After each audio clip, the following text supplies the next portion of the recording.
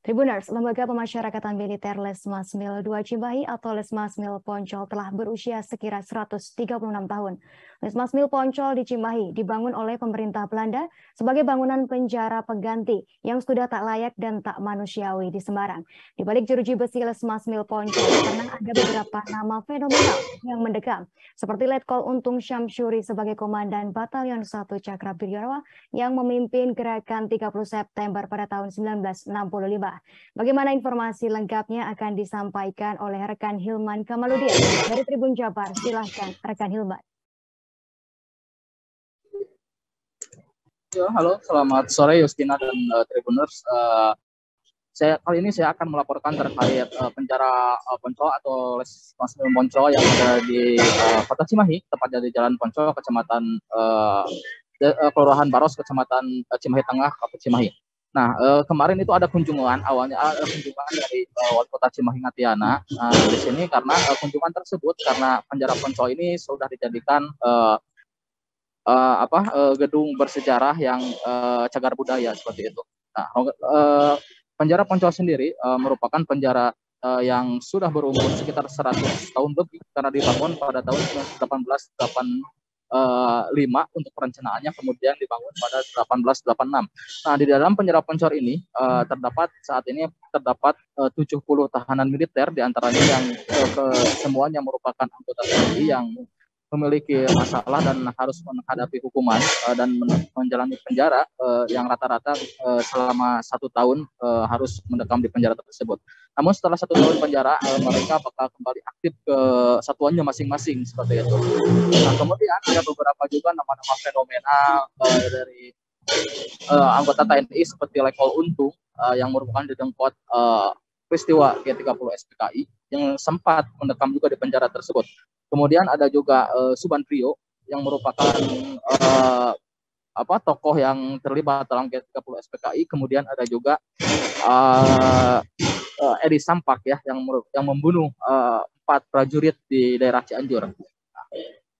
Untuk kondisi penjara Poncol sendiri yang sempat dihuni oleh beberapa nama fenomenal tersebut, saat ini kondisinya masih tetap sama dengan bentuk bangunan yang awal, karena setelah ditetapkan sebagai cagar budaya atau bangunan bersejarah, penjara Poncol tersebut tidak boleh diubah baik bentuknya maupun warna catnya. Nah, berdasarkan keterangan dari pengelola dari Poncol sendiri bahwa bangunan tersebut hanya dilakukan renovasi kecil-kecilan saja seperti itu. Nah, kemudian untuk perubahan-perubahan arsitektur atau desain dari bentuk bangunan sendiri hingga saat ini tidak pernah diubah sama sekali, sehingga bentuk bangunannya masih tetap sama sejak pertama kali dibangun sampai sekarang.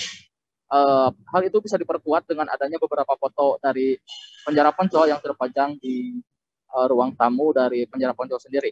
Kemudian selain bentuk bangunan yang tidak diubah, bentuk cat juga sama, tidak ada perubahan, yakni berlatar cat berwarna putih.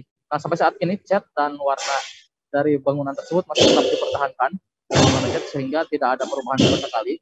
Sedangkan untuk di bagian dalamnya kabarnya ada 4 blok dari penjara sendiri, kemudian ruangan-ruangan bagi staf dan kepala dari penjara Poncol tersebut. Nah, di dalam selama menjalani tahanan, para tahanan militer ini tetap sama dengan lapas-lapas yang biasa, di mana mereka itu beraktivitas di dalam itu seperti latihan militer, kemudian latihan militer khususnya, kemudian beraktivitas lagi seperti biasanya, namun tidak sampai keluar dari penjara ini gitu. Mereka juga yang rata-rata ditahan 1 tahun itu kebanyakan tetap latihan-latihan militer seperti tembak-menembak, latihan perang dan sebagainya. Kemudian di dalam juga mereka setelah menjalani hukuman selama 1 tahun itu mereka akan dikembalikan lagi ke satuannya masing-masing. Nah, untuk saat ini mereka masih tetap bertahan di dalam lapas tersebut, namun tidak sembarangan orang yang bisa masuk ke daerah lapas atau ke blok-blok yang ada di dalam lapas tersebut. Karena hal itu perlu melakukan izin dari Mabes TNI sendiri, karena sekarang lapas tersebut dikelola di bawah Mabes TNI. Seperti itu, Justina. Baik, Terima kasih rekan Hilman Kabaludin dari Tribun Jabar. Selamat bertugas kembali. Terima kasih sudah nonton. Jangan lupa like, subscribe, dan share ya.